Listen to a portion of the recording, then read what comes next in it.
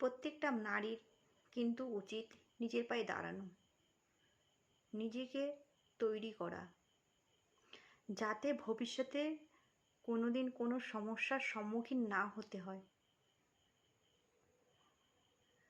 তুমি হয়তো নিজেই জানো না, তুমি যে পরিবেশে বড় হয়েছো, যে পরিবেশে তুমি মানুষ হয়েছো, সেই পরিবেশটা ছেড়ে একটা অন্য নতুন কোনো জগতে তোমাকে থাকতে হবে।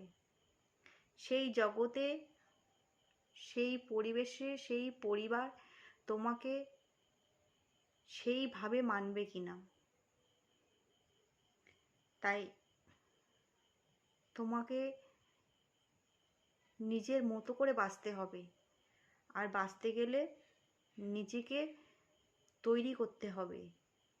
নিজেকে সচ্ছল তৈরি করো, যাতে ভবিষ্যতে কারো কাছে হাত না পাততে হয়, দুটো পয়সার জন্য নিজের হাজব্যান্ডের কাছে অপেক্ষা না করতে হয়, কারোর মুখ ঝামটা না খেতে হয়।